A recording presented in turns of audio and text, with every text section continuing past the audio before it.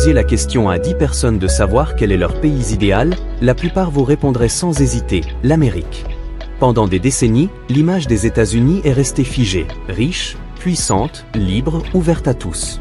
Mais que se passe-t-il quand on décide de marcher dans les rues de Los Angeles, de Philadelphie, de San Francisco ou de Miami? Ce qu'on découvre n'a rien à voir avec le rêve. On dit que l'Amérique est le pays des opportunités. Et c'est vrai, pour une partie de sa population. Mais pour des centaines de milliers d'autres, le combat n'est pas de réussir, mais simplement de survivre. À quelques rues des quartiers les plus riches du monde, s'étendent des campements de fortune. Des avenues entières transformées en bidonvilles modernes. Des tentes serrées les unes contre les autres, des matelas posés sur l'asphalte, des regards perdus dans le vide. Ici, la pauvreté n'est pas cachée. Elle s'impose, chaque jour, au cœur même du rêve américain.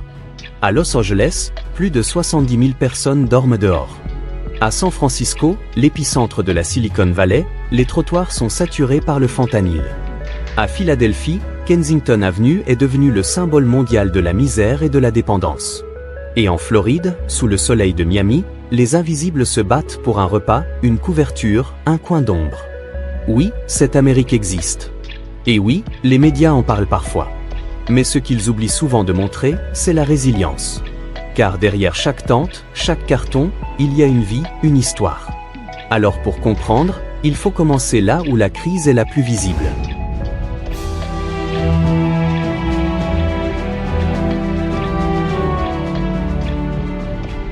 À Los Angeles, le soleil se lève sur deux mondes. Sur les collines, les villas scintillent au-dessus de piscines bleues. En contrebas, dans Skid Row, des milliers de silhouettes se réveillent au milieu des tentes, des cris et de la poussière. La Cité des Anges porte aussi le visage de l'enfer. Les trottoirs deviennent des couloirs étroits où des milliers de vies s'entassent. Les odeurs sont lourdes, l'air saturé de poussière et de fumée. Skid Row n'est plus un campement provisoire, c'est une véritable cité parallèle, née au cœur de Los Angeles. Chaque jour, près de 10 000 personnes y survivent. Des anciens travailleurs qui n'ont jamais retrouvé de logement, des familles qui dorment dans leur voiture, des vétérans marqués par les guerres, des jeunes happés par la drogue. L'écart est vertigineux. À quelques kilomètres, les collines d'Hollywood affichent le rêve américain, pendant qu'ici il s'effondre sur le bitume. La crise des sans-abri à Los Angeles n'est pas un accident, elle est le résultat d'un enchaînement de facteurs profonds. Explosion des loyers, la ville compte parmi les plus chères des États-Unis. Le prix moyen d'un logement dépasse largement les revenus de la classe moyenne. Manque de logements sociaux, l'offre est insuffisante face à une demande croissante, laissant des milliers de personnes sans alternative. De nombreux habitants de Skid Row souffrent de troubles psychologiques, sans accès à des soins adaptés. La rue devient un cercle vicieux où la drogue est souvent la seule échappatoire. Los Angeles est l'une des villes les plus riches du pays, mais aussi l'une des plus inégalitaires. Le fossé entre richesse et pauvreté se lie à chaque coin de rue. Malgré ce tableau sombre, des efforts existent. Chaque jour, des associations distribuent repas, vêtements et soins médicaux. Des programmes d'hébergement temporaire tentent de retirer des familles de la rue. La ville a lancé plusieurs initiatives, comme la construction d'unités modulaires et l'agrandissement des refuges. Certaines organisations militent pour appliquer le modèle du « Housing First », inspiré de la Finlande, offrir un logement stable avant toute autre aide. Ce n'est pas une solution miracle, mais une première étape pour redonner dignité et espoir à ceux que la société a laissés de côté. À Skid Row, au milieu des tentes et du chaos, on croise aussi des gestes de solidarité. Un repas partagé, une couverture donnée, un mot d'encouragement. De petits signes d'humanité, fragiles mais essentiels, qui rappellent que l'histoire de Los Angeles n'est pas uniquement celle de la misère, mais aussi de la résilience. Mais Los Angeles n'est pas une exception. Plus au nord, une autre ville révèle un contraste encore plus brutal, le paradis de la technologie face à l'enfer de la dépendance. À San Francisco, on invente le futur dans les tours de verre de la Silicon Valley. Mais au pied de ces mêmes immeubles, des hommes et des femmes s'effondrent chaque jour, terrassés par le fentanyl. Dans cette ville, l'innovation marche main dans la main avec la décadence. Dans le quartier du Tenderloin, les trottoirs sont saturés, des dizaines de personnes allongées à même le sol, des tentes déchirées, des corps épuisés par la drogue. Le fentanyl, un opioïde surpuissant, a transformé San Francisco en scène ouverte de la dépendance. En plein centre-ville, au milieu des commerces et des immeubles de bureaux, la misère s'étale sans filtre. San Francisco est aujourd'hui l'image même du paradoxe américain. La capitale mondiale de l'innovation technologique est l'une des villes les plus marquées par la crise du sans-abrisme. La situation à San Francisco s'explique par plusieurs facteurs entremêlés. La région de la baie est l'une des plus chères au monde. Le prix médian d'un appartement dépasse largement ce qu'un travailleur moyen peut payer. Inflation et salaires inadaptés, même certains employés à temps plein n'ont pas les moyens de se loger. La drogue circule à grande échelle et accentue la déchéance de ceux déjà fragilisés. Manque de structures adaptées, peu de solutions de santé mentale et de réinsertion durable. Beaucoup d'abris temporaires sont saturés, et les programmes existants manquent de suivi. Inégalités extrêmes, la proximité entre ultra-riches et sans-abri rend le contraste encore plus violent que dans d'autres villes. Malgré l'ampleur de la crise, des initiatives émergent. La municipalité a lancé des projets de logement modulaires pour sortir des centaines de personnes de la rue. Des associations locales distribuent repas et soins et organisent des programmes de désintoxication. La solidarité citoyenne joue aussi un rôle important. Certains habitants consacrent du temps ou de l'argent pour soutenir les plus vulnérables. Des startups sociales tentent d'utiliser la technologie pour améliorer la prise en charge et connecter les sans-abri à des services essentiels. Mais l'exemple le plus marquant vient de la comparaison avec d'autres pays. Le modèle Housing First, déjà appliqué en Europe, inspire de plus en plus les acteurs locaux. Donner un toit d'abord, puis accompagner sur le plan médical et social. Une solution qui, à San Francisco comme ailleurs, pourrait changer la donne. Au cœur de cette ville de paradoxe, chaque tente installée à quelques mètres d'un immeuble high-tech rappelle une vérité brutale. L'innovation la plus urgente n'est pas toujours technologique, mais humaine. À San Francisco, la dépendance s'expose en plein jour, au milieu des tours de verre. Mais à près de 5000 km de là, sur la côte, une autre ville vit le même drame, à une échelle encore plus déroutante. Bienvenue à Philadelphie. Berceau de l'indépendance américaine, la ville où fut signée la Constitution. Mais à Kensington Avenue, l'histoire s'écrit autrement. Décors affalés sur les trottoirs, des seringues plantées dans les bras, des vies englouties par la drogue. Ici, la capitale de la liberté a laissé place à la capitale de la dépendance. Kensington Avenue, une longue rue bordée de bâtiments délabrés, de stations de métro couvertes de graffitis, d'épiceries aux rideaux de fer baissés. Sur le trottoir, des dizaines de silhouettes titubent, s'effondrent, parfois inertes pendant des heures. Le fentanyl a transformé le quartier en une scène d'effroi permanent. Les passants marchent vite, les habitants détournent les yeux. Mais les caméras du monde entier filment ce spectacle. Des overdoses en plein jour, des regards perdus, des cris dans la nuit. Kensington est devenu un symbole mondial, une vitrine de la crise américaine des opioïdes.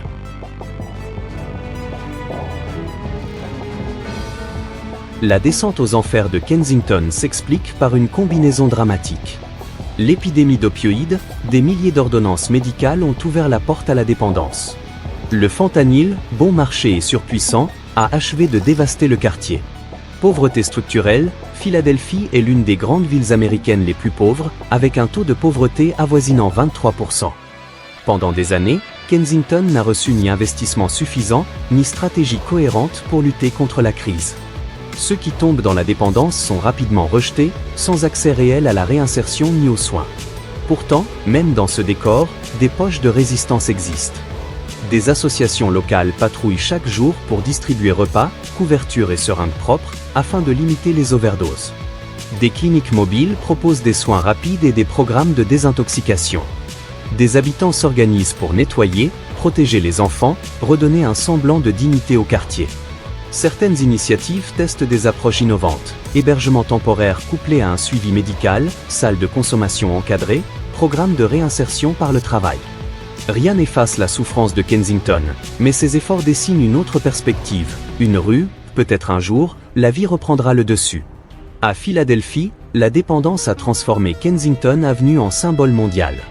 Mais à des milliers de kilomètres, sous un climat bien différent, un autre visage de la crise s'impose. Car même au paradis, les oubliés existent.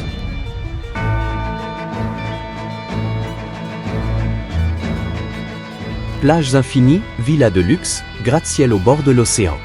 Miami vend au monde l'image d'une carte postale parfaite. Pourtant, à quelques rues de là, loin des palmiers et des touristes, des familles dorment sur des bancs, sous des ponts ou dans leurs voitures. Derrière le soleil éclatant, l'ombre des invisibles s'allonge. La Floride attire par son climat, ses plages, ses parcs d'attractions et ses quartiers chics. Mais ce climat attire aussi ceux qui n'ont plus rien. Sans hiver rude, les rues deviennent un refuge pour des milliers de sans-abri. À Miami, Orlando ou Tampa, les campements se multiplient à la périphérie des zones touristiques. De nuit, sous les néons des clubs et des hôtels de luxe, des silhouettes s'installent discrètement dans des recoins sombres.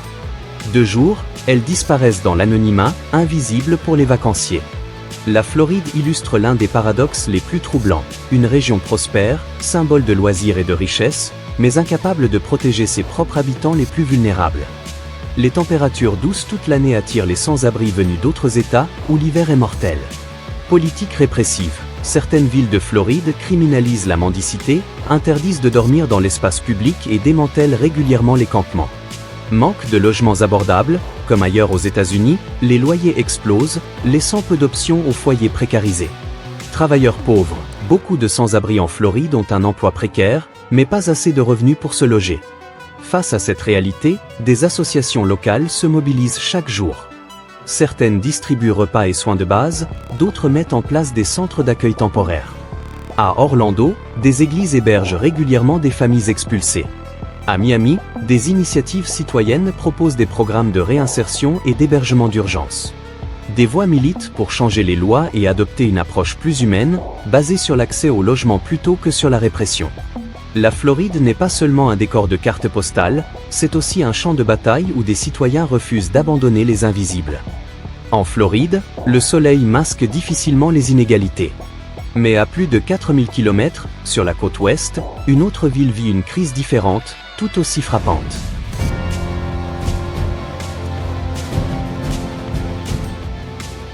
Portland.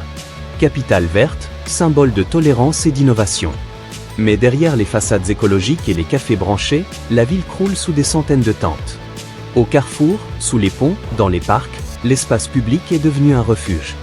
La vitrine progressiste de l'Amérique s'effrite sous le poids de ses contradictions. Portland, longtemps perçu comme progressiste et moderne, se retrouve aujourd'hui dépassé par l'ampleur de ses campements. Portland a longtemps été vantée comme l'une des villes les plus agréables à vivre des États-Unis. Espaces verts, culture alternative, politiques inclusives. Mais cette image se fissure. Aujourd'hui, partout dans la ville, des campements s'étendent. Sous les échangeurs routiers, dans les parcs fréquentés autrefois par les familles, sur les trottoirs du centre. Les tentes s'accumulent, parfois alignées par dizaines, dessinant un paysage de misère qui contraste violemment avec la réputation de la ville. La crise est devenue si visible que certains habitants évitent certains quartiers, tandis que les autorités peinent à trouver une solution durable. Explosion des loyers, Portland a connu une hausse rapide du coût de la vie. Le logement y est devenu inaccessible pour de nombreux habitants.